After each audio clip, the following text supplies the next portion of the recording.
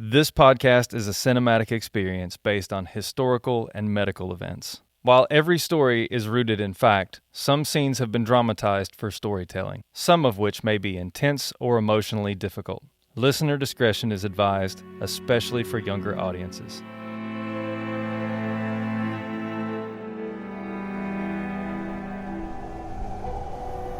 The carriage rocks gently over the frozen earth, its lantern swinging like dim fireflies in the Scottish dusk. The driver hums a tune to keep himself awake. Beside him sits a young man, maybe 20 years old, wrapped in a thick wool coat, his breath fogging in the chill. He is a merchant's son from Stirling, riding toward Edinburgh to buy winter goods for the family shop. It's been snowing for hours.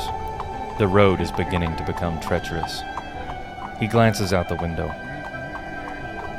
The hills blur by, shadows swallowing the horizon. In this world, there are no headlights, no mile markers, no GPS. Just wind, cold, and the rhythm of hooves.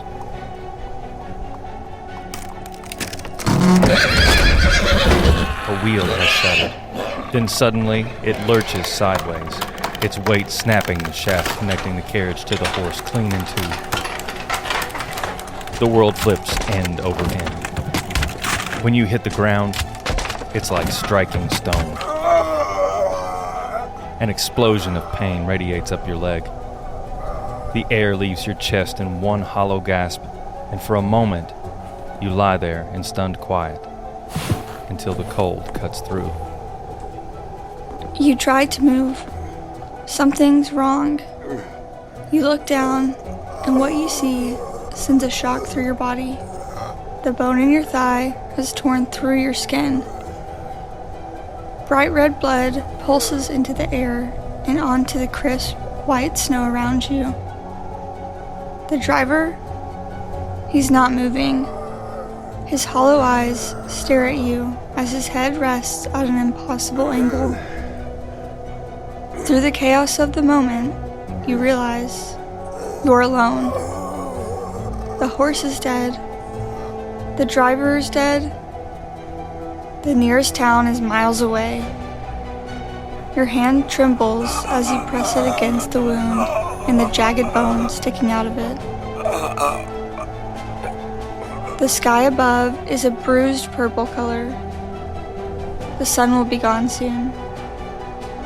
Snowflakes drift lazily onto your face, cold and wet. Your vision blurs. You scream, but the wind swallows the sound. In 1783, there is no ambulance, no phone, no hospital waiting beyond the hill. Out here, help is measured in luck and distance.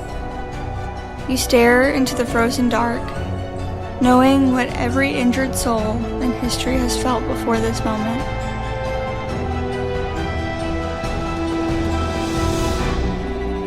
Nobody is coming to save you.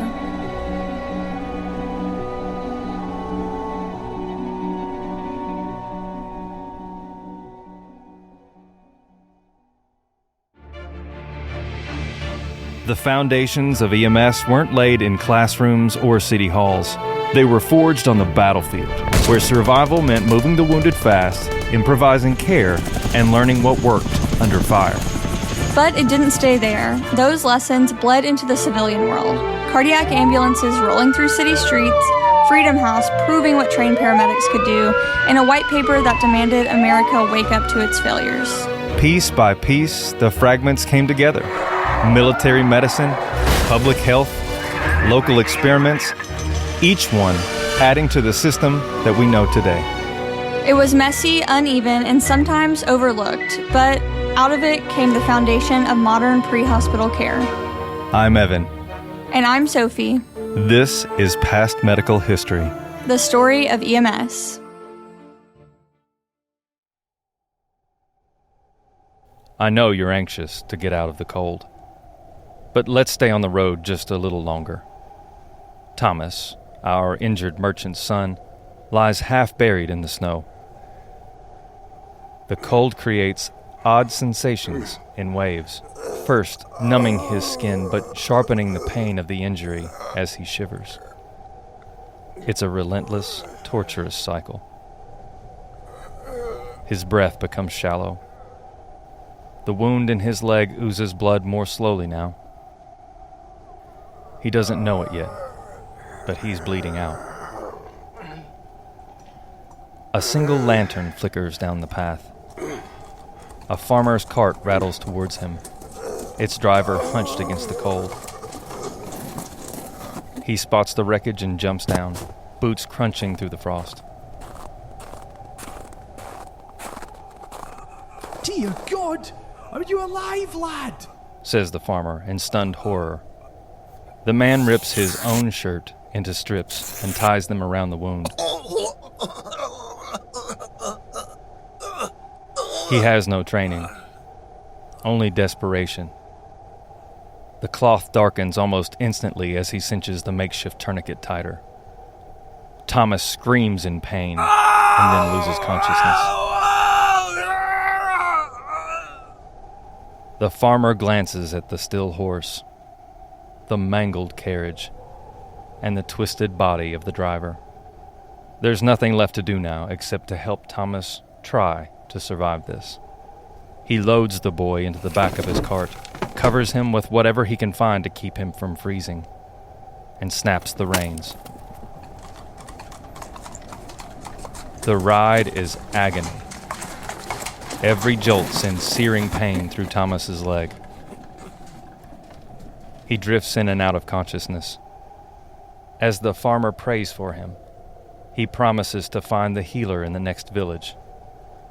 But miles stretch long, and the night is merciless. It's easy to think of medicine as always having existed. But in 1783, it was home remedies, instinct, and luck instead of science that saved lives. Rural Scotland was dotted with folk healers who make superstition with experience.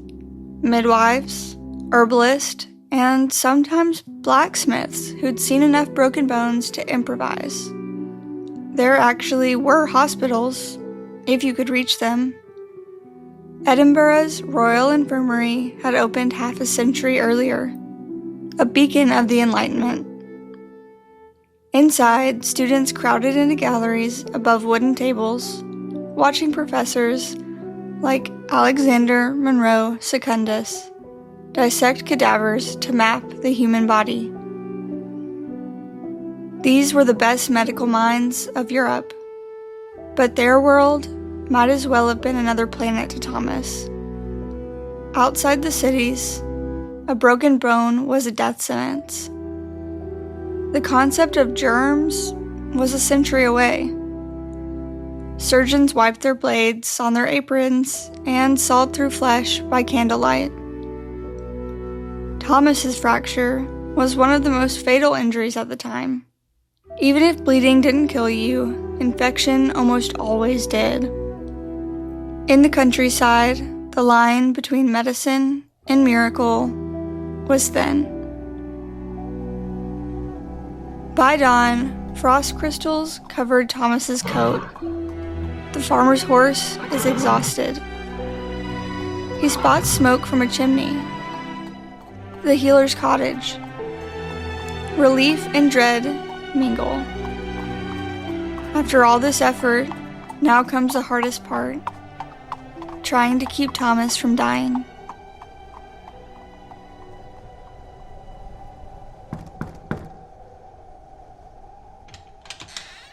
Maggie's cottage smells of peat smoke and herbs hung from the rafters. She's a woman in her 50s, her face creased by weather and worry. For decades, she's tended to births, fevers, and farm injuries. What people today would call pre-hospital care. She kneels beside Thomas. "Easy, lad," she murmurs, slicing away the soaked fabric from his leg. The sight is grisly. the bone protruding white through the shredded muscle. She mixes a paste of yarrow, comfrey, and plantain, herbs known to stop bleeding and to reduce swelling. Maggie works with precision born of repetition. She binds the wound with strips of linen, splints the limbs between two straight sticks, and pours whiskey down Thomas's throat until he coughs. In her world, this is advanced care. The Scottish Highlands are filled with women like her, descendants of medieval healers who learned through oral tradition, passing down remedies for burns and fractures. Some were midwives, others apprenticed under apothecaries. This was medicine born of necessity, not license. Yet Maggie knows the truth. This boy needs a surgeon. The wound is complex and the bleeding is extensive. She wipes her brow and whispers to the farmer, He'll die if we stay here. They set off toward Edinburgh. The road winds through frozen moor and dark forest. With each passing mile, the chances of Thomas's survival are less and less. Along the way, his skin begins to turn pale, his lips blue. Maggie and the farmer press on, the old horse pulling the wagon, straining ahead. This is a miracle unto itself, as the ragtag team of rescuers found Thomas alive on the road and are doing everything they can to keep this young man alive. By noon, a fever burns in Thomas's body. The wound oozes beneath the bindings. The herbs can't stop the infection. He shivers violently and then goes limp. Maggie rides beside him, watching helplessly.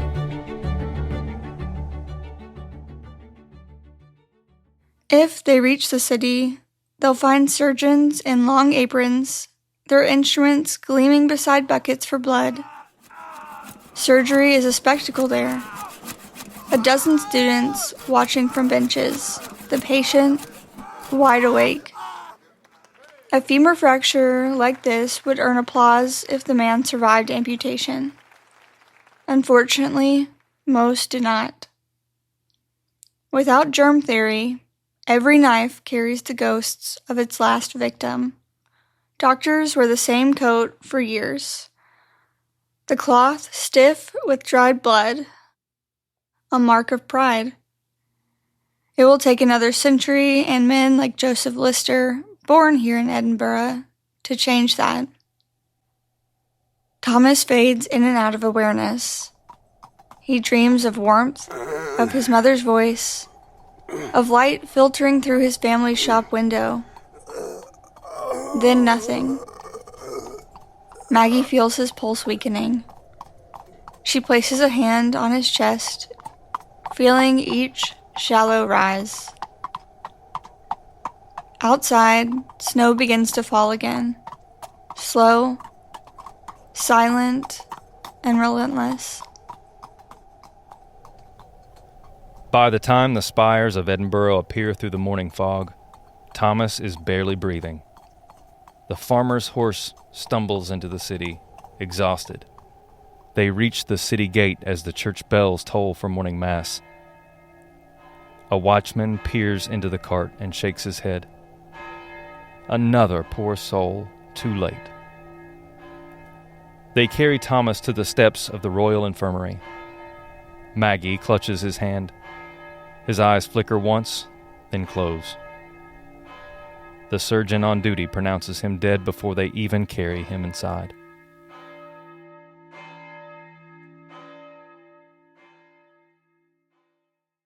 For Thomas, the story ends here. But for medicine, his death is one among thousands that will force change. Within those infirmary walls, something remarkable is happening. The Scottish Enlightenment has transformed Edinburgh into the scientific capital of Europe. Professors like William Cullen and Joseph Black teach physiology and chemistry. The Monroe dynasty, 3 generations of anatomists, map every artery and bone.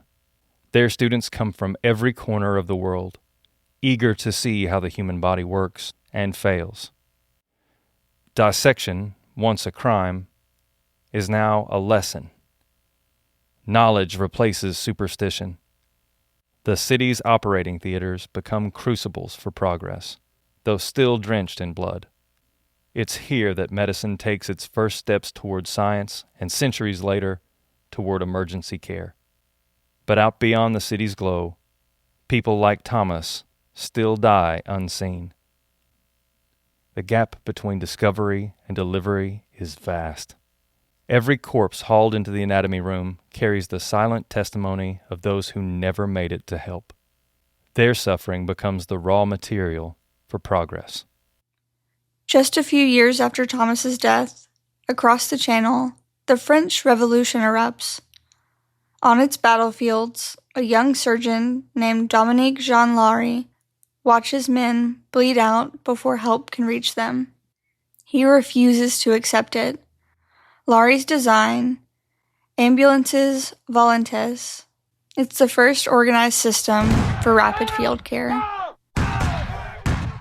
He invented triage, treating the worst injuries first, regardless of rank. His carriages carried dressings, tools, and even band musicians turned stretcher bearers. For the first time in history, the concept of getting there fast becomes medicine itself. Larry's ideas spread slowly, but the seed is planted. 2 centuries later, every wail of an ambulance siren echoes that principle. That speed, skill, and compassion can rewrite fate. When you look back at Thomas, a boy frozen on a country road, his tragedy becomes the foundation of something larger. Each life lost without aid becomes a moral weight on civilization's conscience. Out of that grief came systems, protocols, and the relentless pursuit of minutes. Today, if you crash on a highway or collapse at home, help arrives. Lights flash. Medics kneel beside you with tools, knowledge, and the inheritance of centuries of trial and error. They are the descendants of Maggie's steady hand and Lorraine's determination. Every time those sirens wail through the night, they carry an echo from that road in 1783. The sound of humanity finally learning to come when called. If you've ever answered a call for help or watched as an ambulance sped by, remember the countless Thomases who waited in vain. Their silence became the lesson that built the world we stand in. We hope you enjoyed this episode of Past Medical History, the Story of EMS. If you did, it would mean the world to us if you took a moment to rate and review the show wherever you're listening. Your feedback helps others discover these stories and keeps us inspired to share more. Know someone who loved this episode? Send it their way and help us grow the conversation. Be sure to follow us on Instagram at PMHX Podcast for behind-the-scenes updates and announcements about our first season. Stay tuned for release dates and more exclusive content. Past Medical History, the Story of EMS is a Nova Sequence Studios production in association with Long Pause Media, a division of Flightbridge Ed. Music by Wicked Cinema.